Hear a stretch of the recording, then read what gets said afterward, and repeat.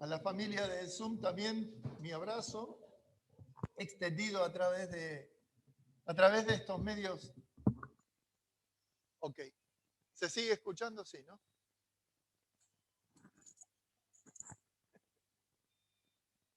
No, hice una macana. Los del Zoom no me vieron, no se hagan problema.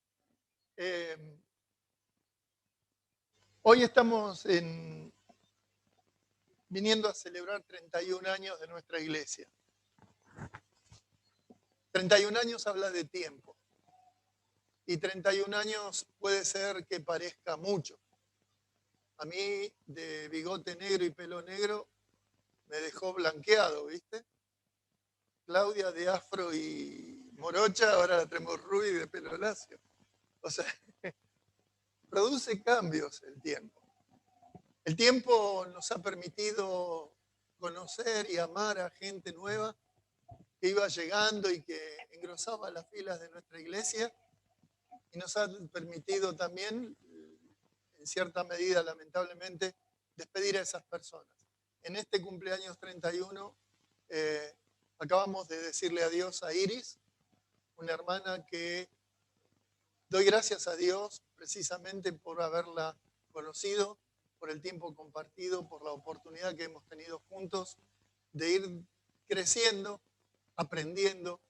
Y la verdad que estamos tristes, siempre hay una cuota de tristeza, porque estamos acá todavía nosotros. Yo el otro día en el cementerio, lamentablemente no hubo tiempo de avisar, el aviso llegó sobre la hora de parte de Caramonto, cambió los horarios, qué sé yo. La cosa que éramos 4 que le fuimos a decir adiós en representación de todos ustedes, ¿no? Y yo decía precisamente ahí que muchos hablan del Salmo 23, ¿no? El valle de sombra de muerte. Pero Iris ya no está en ese valle de sombra. Ella ya está en plena luz. Ella se encuentra en los brazos del Salvador. Los que estamos en el valle de sombra de muerte, que la sombra es eso para nosotros, hay un elemento oscuro que se presenta en nuestras vidas, pero para los que tenemos a Cristo, ¿qué diferencia que hay? La esperanza que el Señor implantó en nuestros corazones, esa esperanza nos inunda y esa esperanza nos permite mirar al futuro.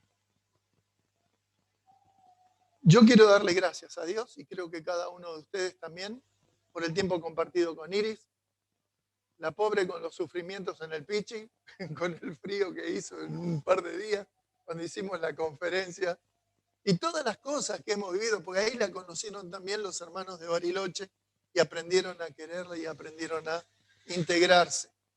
Así que bueno, diciéndole adiós a Iris, vuelvo a hacer énfasis en el tiempo. El tiempo está en tu vida y en la mía. El tiempo nos marca circunstancias y oportunidades. Y ahora yo le voy a pedir a Raúl que me pase un video. El video es viejo. Los que ya llevan un tiempo en la iglesia ya lo deben haber visto en algún otro cumpleaños. Pero me atrevo a pasarlo porque les quiero mostrar, en función de tu tiempo, cómo Dios hace obras en la debilidad de todos nosotros. El domingo pasado la iglesia de Villa Langostura cumplió 23 años. Una niña. Nosotros también, ¿viste? Hasta los 35 podemos considerarnos adolescentes, ¿viste? Pero, ¿sabes una cosa? Fue un día que estuve presente permanentemente con la iglesia de Villa. Porque la iglesia de Villa es fruto de la iglesia de San Martín. Cuando se hizo la obra de Villa, ahora van a ver las fotos, la juventud de San Martín y los no tan jóvenes de San Martín, cada semana íbamos a Villa Langostura, primero en un Renault 6, después en un Duna, miren, no me hagan recordar todos los vehículos que gastamos, porque verdad, pero esas son las cosas maravillosas que Dios nos permitió vivir. Ahora, vuelvo a hacer énfasis en esto. Quiero que vea cada uno de ustedes la proyección que Dios hace cuando una persona, en su debilidad, en sus limitaciones, en su incapacidad, en su incompetència, de empezar una obra para Dios. Y hablo de mí precisamente y mi familia.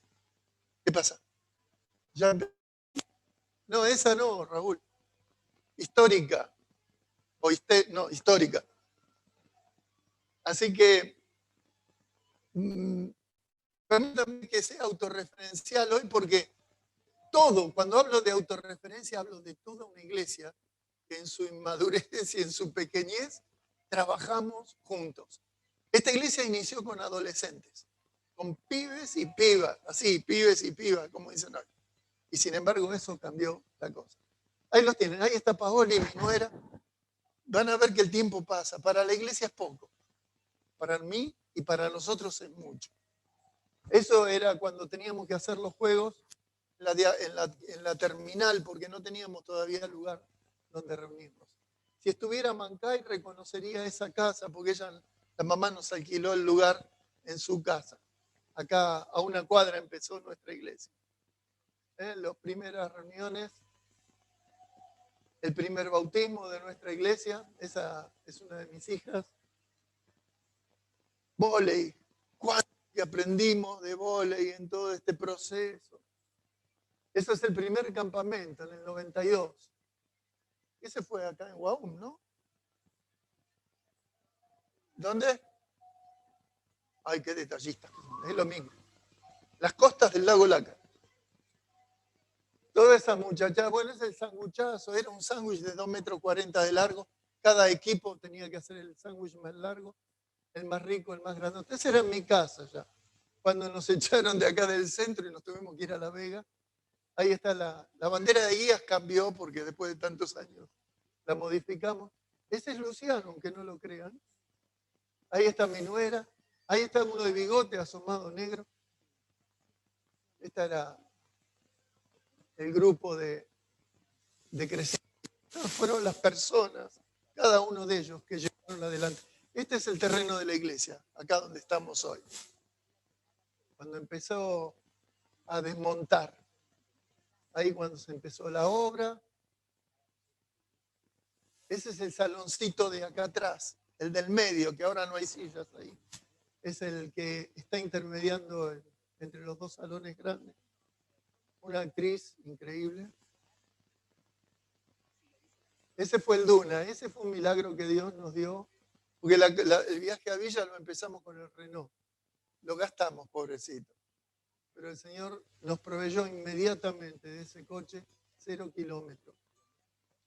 Los de Bariloche, si reconocen a ese payaso, tiene un kiosco frente al hospital de Bariloche. Ese era Bachi. Entonces el otro payaso, ahora lo vamos a ver. Bueno, pero hay un payaso, bueno, esos son la purretada. Ahí está, esa del sombrero verde, tiene un kiosco hoy en Bariloche y se congrega con nosotros.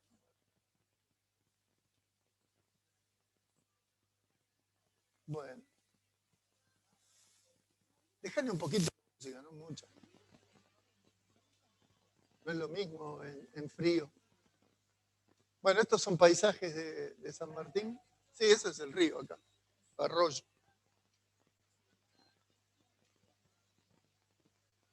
Muchos se preguntarán, mira, bueno, ahí cuando se empezó a construir este sector, y seguimos. Y la provisión, ustedes conocieron, hace poquito estuvo aquí un hermano que fue el que ofrendó el terreno, eso es en Piedra del Águila, algunos conocerán ese tótem.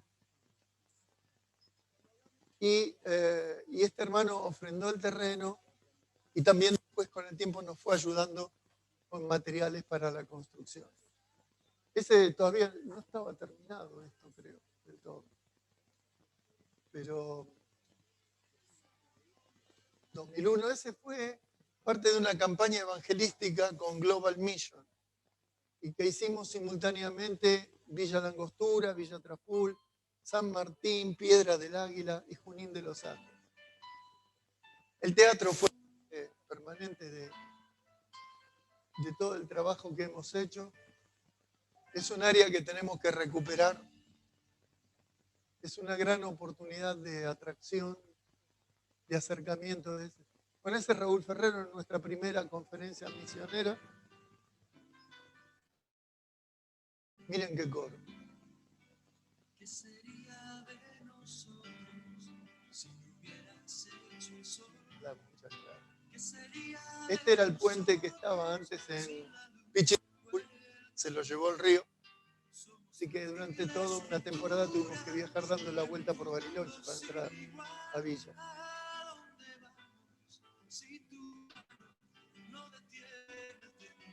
¿Eso es Villa? No, acá, eso es acá. Ah, el anterior era en Villa La Angostura. ¿Esa fue la primera que llevamos? No, a Villa. No me acuerdo. Campamento en Las Taguas. ¿Dónde? ¿Ah, ese es Pichi? Bueno, ellos saben más que yo. Eso es en Villa La Angostura.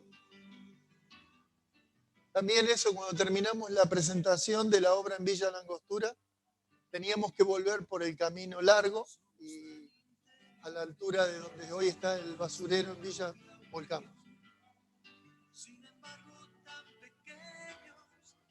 Personas, personas, personas, tiempo, personas. ¿Este es en el Pichi también?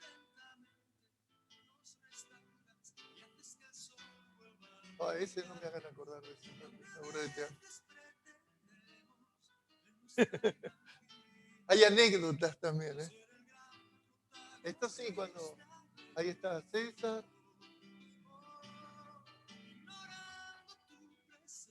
En Villa La Angostura nos prestaban durante un tiempo una escuela y ahí estábamos pintando la escuela como retribución al servicio que nos habían dado.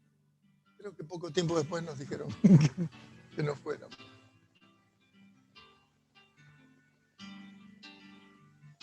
Este es el salón del fondo.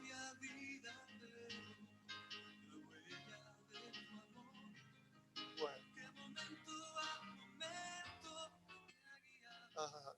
No estaban los muebles de cocina que ofrendó un hermano. Bautismos aquí.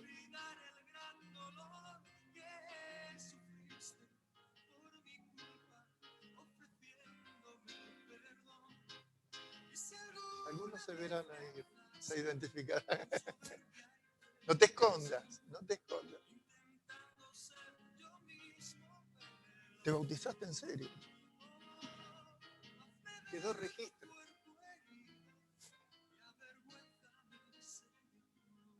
Juanza, sí, fue un proceso muy interesante de trabajo con niños, el Ministerio ANSA.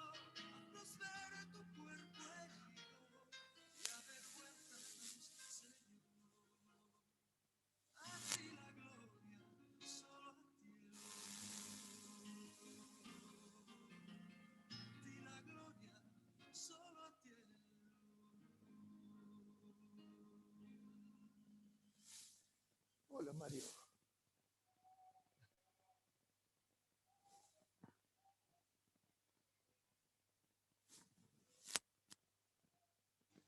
Eso es Josué. No lo conocía. Bueno. Cuando uno dice 31 años, dice historia. Para nosotros es mucho 31 años, pero en la obra de Dios no es nada. Es un instante.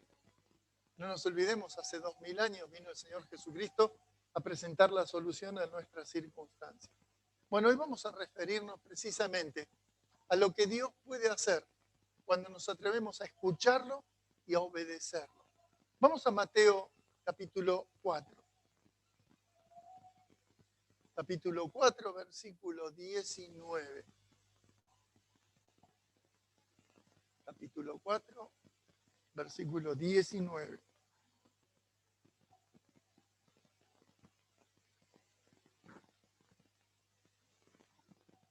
Y les dijo, venid en pos de mí y os haré pescadores de hombres. Tengamos una oración. Amado Dios, gracias, Señor. Gracias por la oportunidad que pones delante de cada uno de nosotros. La oportunidad de tu llamado, de la invitación, Señor, a ir detrás tuyo. Porque tú pretendes que cada uno de nosotros verdaderamente nos convirtamos en pescadores de hombres. Ilumina este tiempo de estudio, que tu palabra llegue a nuestros corazones. Estamos dispuestos a oírte. Te oramos en el nombre del Señor Jesús. Amén. Es interesante, este es un llamado que hace el Señor Jesús. Inmediatamente después de la tentación de Satanás, que lo quiso disuadir del camino que él había venido a hacer aquí, y era un camino que lo llevaba inexorablemente a la cruz, el diablo le ofreció todos los reinos de la tierra. Y Jesús le dijo, apártate de mí, porque Jesús venía por algo mucho más alto, aunque el camino pasaba precisamente por la cruz. El contexto de este versículo dice en el versículo 17, entonces comenzó Jesús a predicar y a decir, arrepentíos, porque el reino de los cielos se ha acercado. Andando Jesús junto al mar de Galilea, vio a dos hermanos, Simón, llamado Pedro, y Andrés, su hermano, que echaban la red en el mar porque eran pescadores. Y les dijo, venid en pos de mí y os haré pescadores de hombres.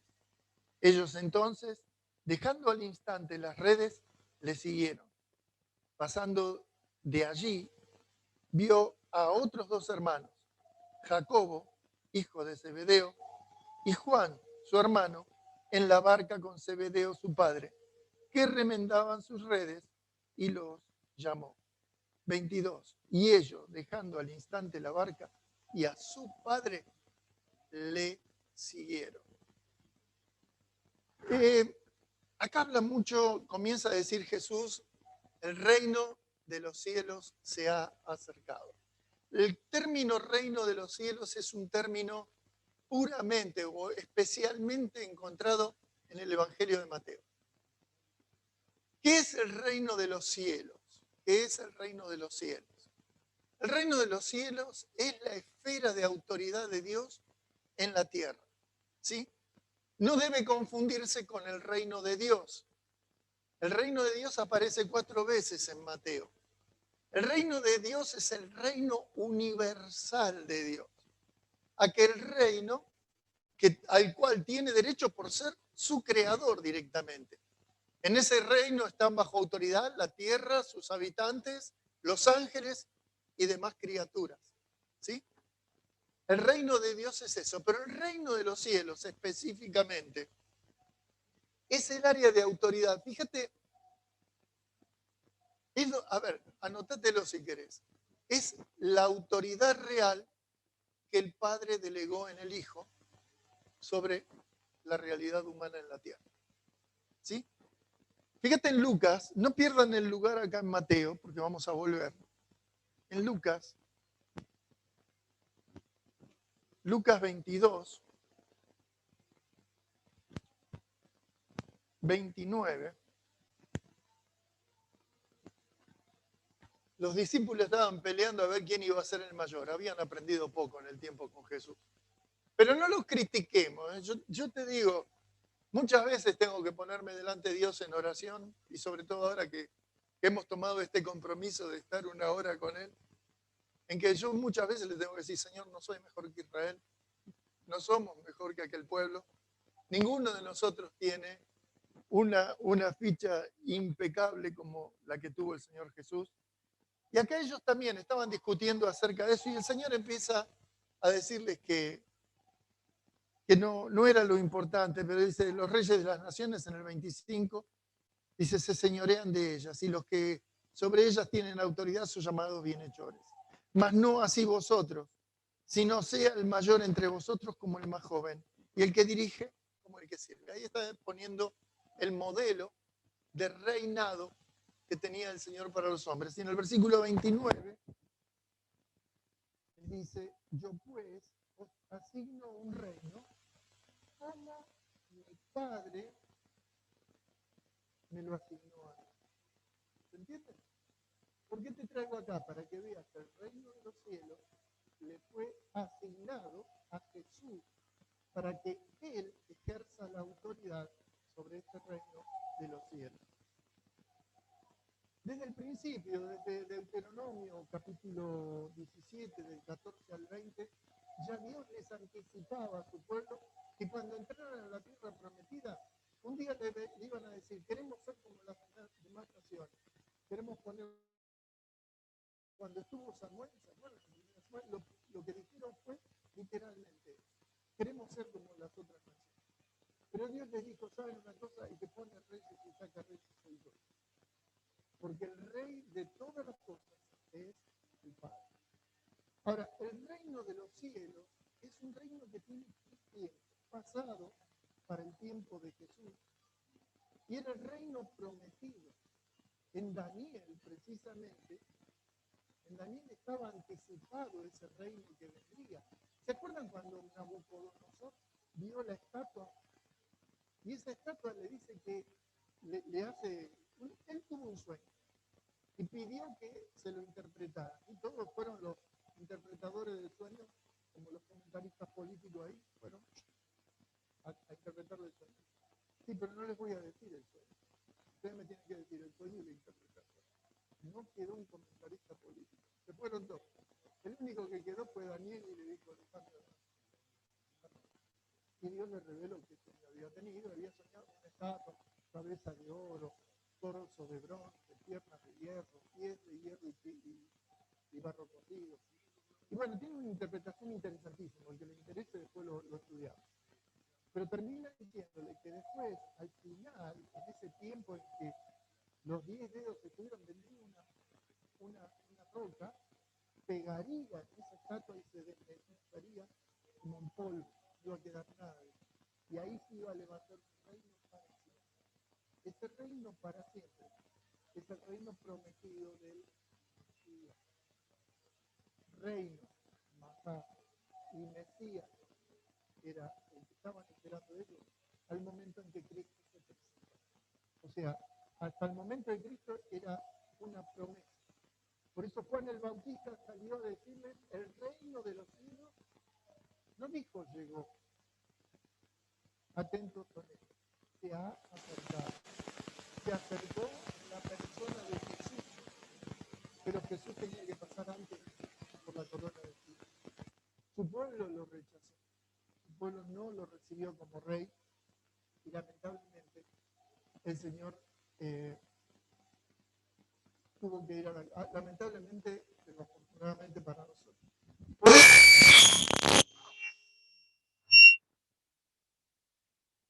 Perdón, no sé qué fue eso.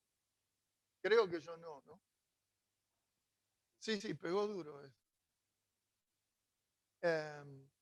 Bien, en 1 Corintios 15, 24 al 28 habla más de esa autoridad de Jesús sobre el reino de los cielos.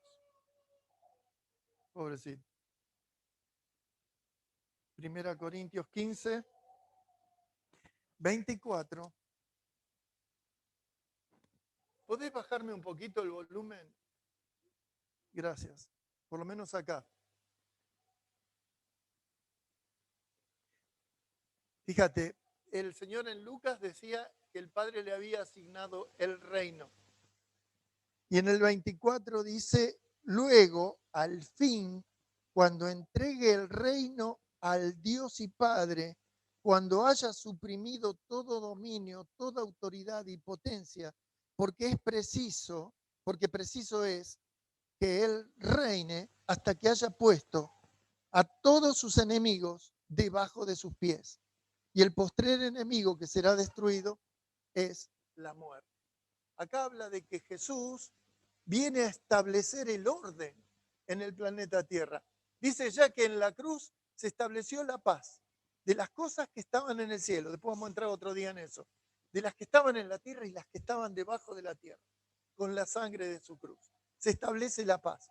Pero todavía en este planeta hay un desorden y Cristo tiene que ir venciendo a todos los enemigos. Entonces, al momento de llegar Cristo, se acercó el reino de los cielos. Pero cuando Cristo muere en la cruz, el reino de los cielos entra en un proceso diferente.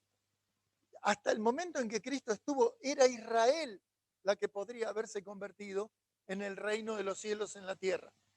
Pero cuando Israel rechazó al rey, el plan cambia. El plan cambia. Ya Jesús lo había advertido. En el capítulo 13 de Mateo tenés las parábolas. En esas parábolas, la parábola del sembrador, la parábola de la viña, la parábola del grano de mostaza, la de la pesca, parábolas hablan precisamente del reino de los cielos a partir de su partida hasta que vuelva nuevamente. Es la iglesia la que hoy actúa como el reino de los cielos en la tierra. ¿Se entiende eso? Algunos me dicen, no, no somos el reino. Por supuesto que somos el reino. Somos el reino de los cielos estableciéndose en el corazón de los... No es una autoridad sobre las naciones. Es una actividad de liberación de los cautivos de este mundo. Esa es nuestra función. Israel en el momento estuvo esclava de Egipto y Dios la sacó. Caminó 40 años en el desierto hasta que entró en la tierra prometida. Y más o menos nosotros estamos en lo mismo. Cada uno de nosotros es liberado de la tiranía del mundo. Y hoy estamos transitando en la expectativa y en fe bajo la autoridad del rey. ¿Sabes una cosa muy importante? Es que la gente tenga muy en claro, cuando conoce a Jesucristo, que no entienda solamente que Jesucristo es el pobre Jesucito ahí crucificado. Cristo ya no está en la cruz, Cristo está sentado en el trono, Cristo es el libertador gracias a la cruz, pero es la autoridad absoluta sobre cada uno de nosotros. Algunos dicen, tenés que hacer a Jesús el Señor de tu vida. No, Él es el Señor y Rey de la vida de cada uno. Que lo reconozcas o no lo reconozcas es tu problema. Pero nuestra responsabilidad es darle a Él la obediencia que Él merece. ¿Cómo se entra al reino de los cielos? Bueno, en Juan 3:3 decía a Nicodemo, si no nacés de nuevo, no vas a poder entrar al reino de los cielos. En 3:5 de Juan, a ver si lo busco, espérenme un segundo.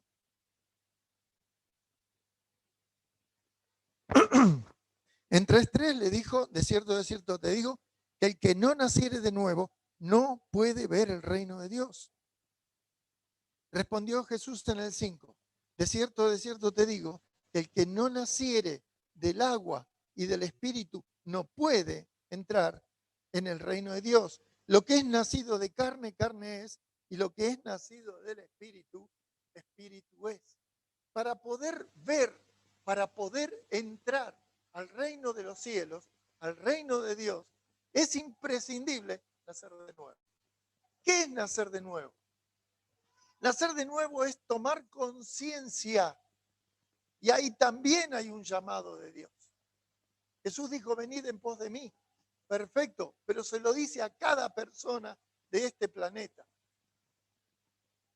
Tiene que tomar conciencia la persona de su pecado, que está atado en esclavitud y a muerte, directamente dirigido a sus pasos.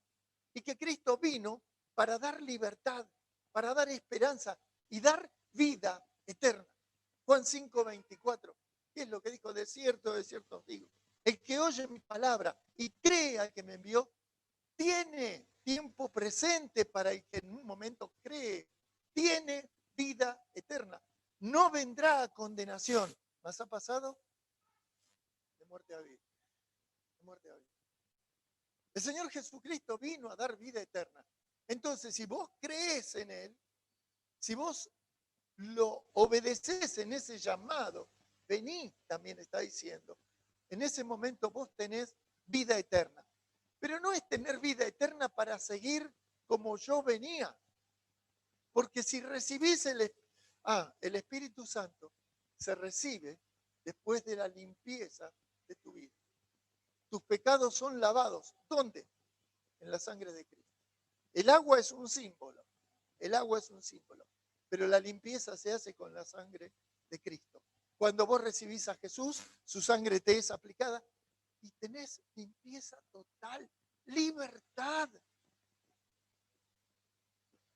Si no lo viviste, no sabes de qué estoy hablando. Y si no lo viviste, es el momento oportuno para decirle a Dios, Señor, me arrepiento. Es el momento oportuno para que le digas a Él, Señor, te necesito, entra en mi vida. Porque vas a empezar a vivir una experiencia increíble. Pero no termina la experiencia increíble en eso. Toda la vida del cristiano puede ser una experiencia sobrenatural y gloriosa. Él te está invitando, seguime. No es para un pastor, para un misionero, para los... No, a cada uno que recibe a Cristo tiene la obligación de obedecer. Y bueno, pero si yo decido no obedecer. Mira, Mateo 7, 21. 7, 21. No todo el que me dice Señor, Señor, entrará en el reino de los cielos, sino el que hace la voluntad de mi Padre que está en los cielos. Muchos me dirán en aquel día, Señor, ¿no profetizamos en tu nombre? Y en tu nombre echamos fuera de demonios. Y en tu nombre hicimos muchos milagros. Y entonces les declararé, nunca os conocí, apartados de mí, hacedores. Y este pasaje es medio problemático, ¿no? Porque no todo el que le dice Señor, Señor, porque el problema es decir Señor, Señor de la boca para afuera. ¿Cuál es el contexto de este pasaje? Los falsos maestros. Si vos vas a partir del versículo 13, guardados de los falsos profetas, que vienen a vosotros con vestidos de ovejas, dice en el 16, por sus frutos los conoceréis. ¿Acaso se recogen uvas de espinos o higos de abrojos? Así todo buen árbol da buenos frutos, pero el árbol malo da frutos, malos frutos, o frutos malos. ¿Sabes una cosa? Yo no puedo saber, y es interesante esto, no todo el mundo que dice haber aceptado a Cristo es de Cristo. Muchas veces es una convicción intelectual. Mi experiencia personal, yo en un momento sentí en mi cabeza, me di cuenta que estaba liquidado. Y acepté a Cristo intelectualmente, reconocí, me costó muchísimo, fue terrible el paso de decidir aceptar a Cristo. Pero lo acepté.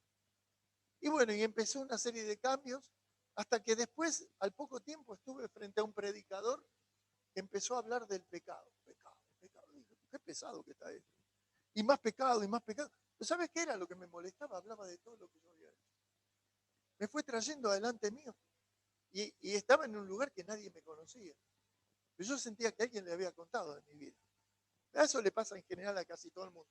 Porque el que habla no es el predicador, es Dios que está hablando.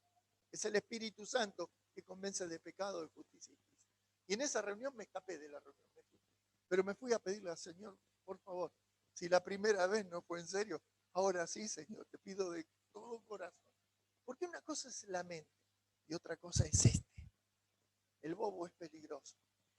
El corazón es engañoso y perverso.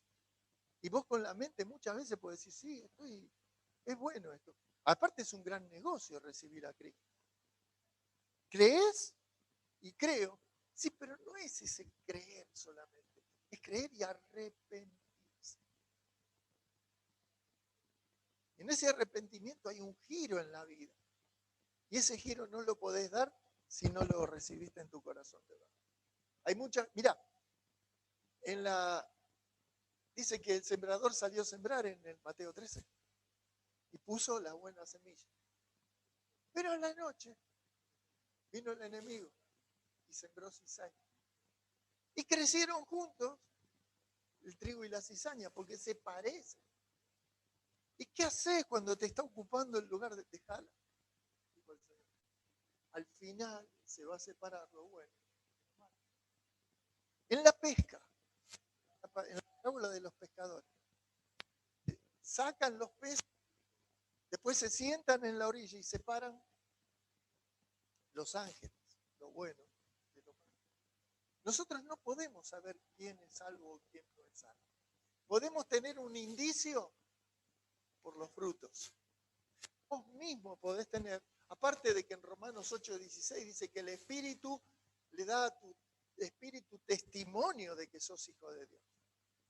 Pero aparte de eso para no caer en autoengaño, fíjate tus frutos. Fíjate cómo estás caminando con Él. Porque cuando vos caminás con Él, es inexorable, hay fructificación.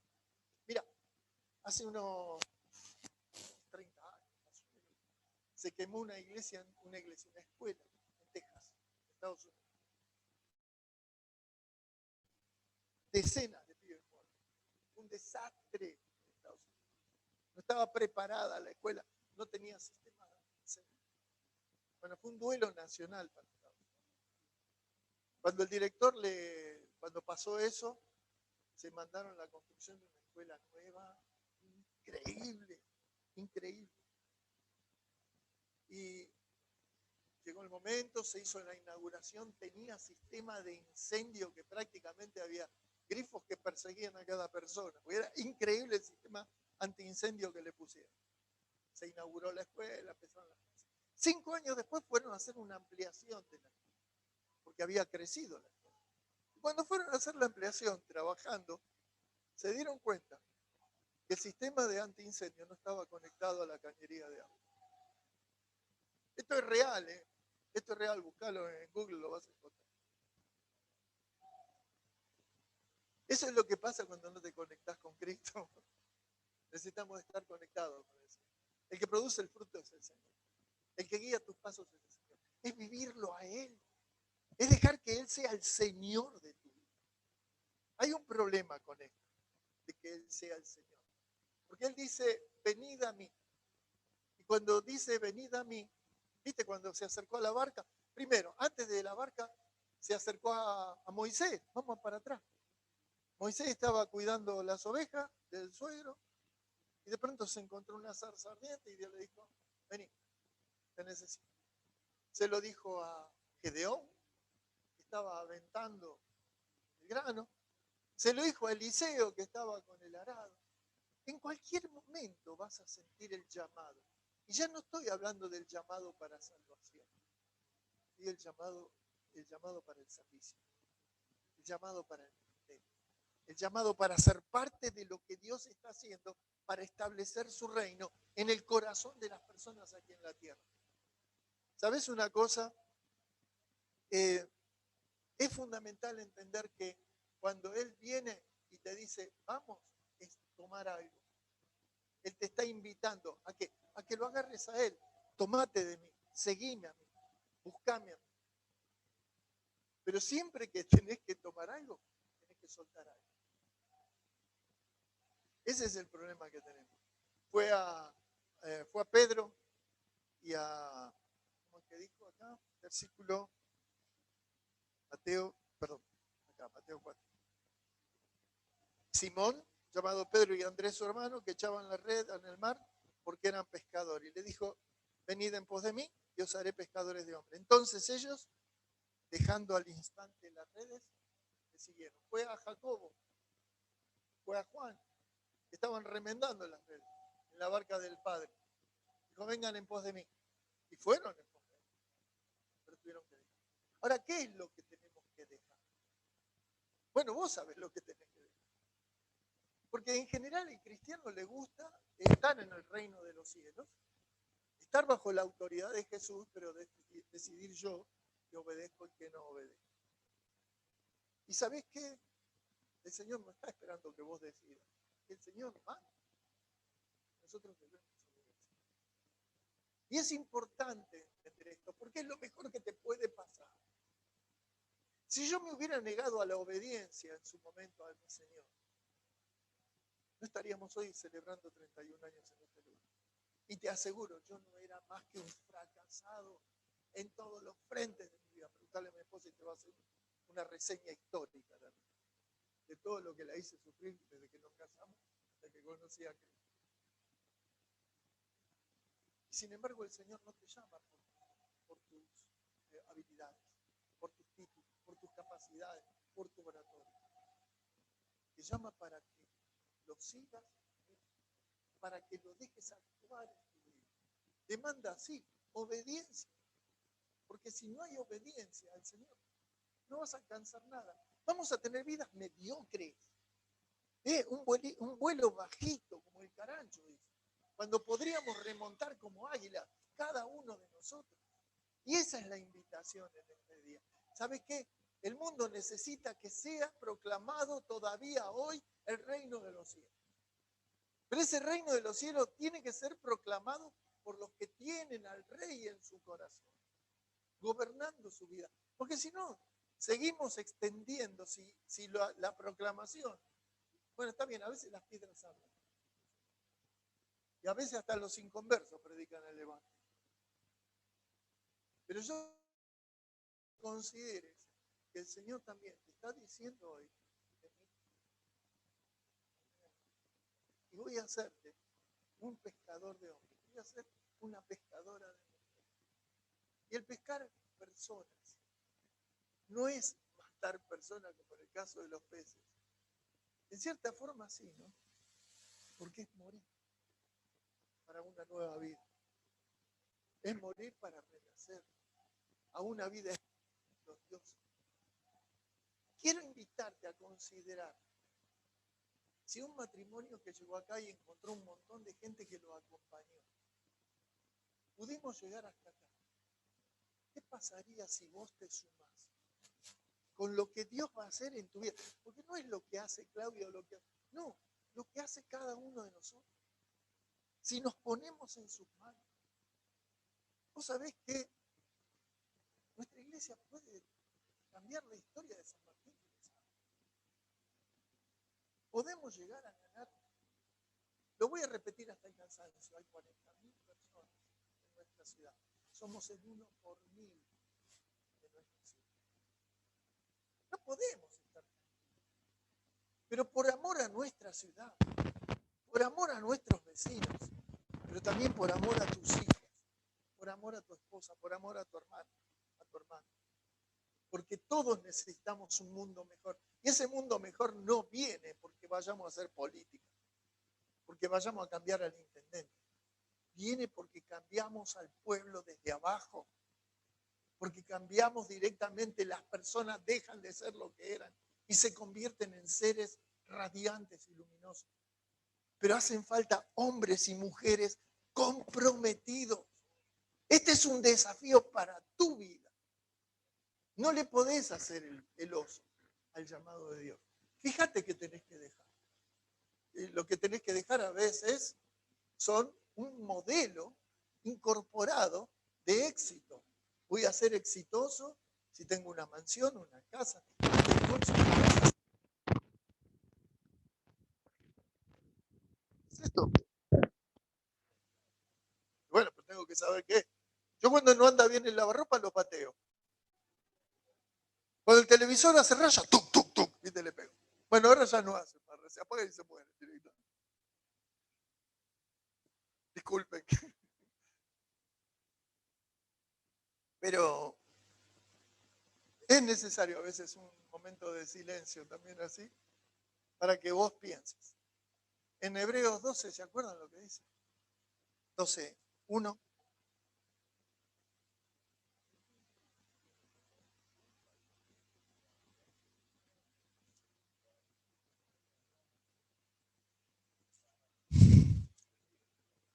Por tanto, nosotros también, teniendo en derredor nuestro tan grande nube de testigos, está hablando de los héroes de la fe que nos están observando, los ángeles que nos observan, Dios que nos observa y nuestro Rey que nos observa, dice, despojémonos de todo peso y del pecado que nos asedia y corramos con paciencia la carrera que tenemos por delante, puestos los ojos en Jesús, el autor y consumador de la fe, el cual por el gozo puesto delante de él sufrió la cruz, menospreciando el oprobio, y se sentó a la diestra de Dios.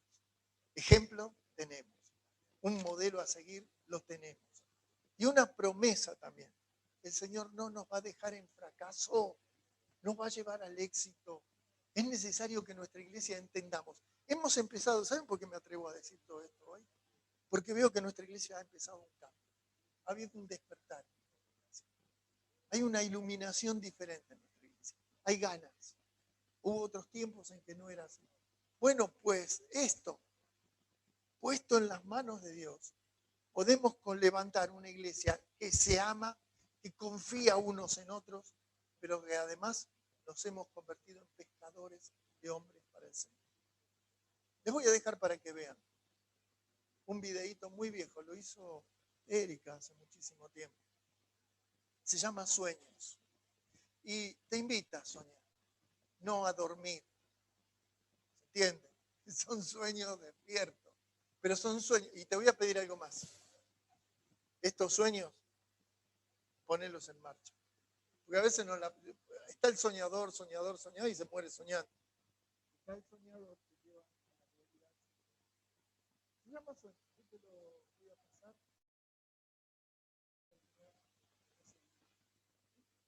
Padre, gracias. Gracias por la oportunidad que doy de recordar 31 años de vida, 31 años de vida, muchas vidas que han pasado bajo tu techo, mucha palabra que se ha sembrado, muchos corazones que la recibieron. Padre, damos gracias por cada uno de ellos y sabemos que tú vas a dar la respuesta en los resultados. El reino de los cielos es así. Y aceptamos que nuestra iglesia se mueve bajo tu autoridad.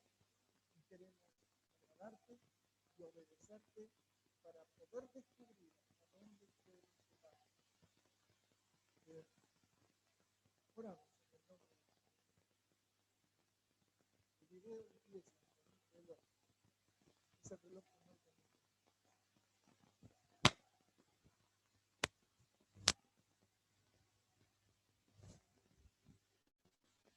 No sé.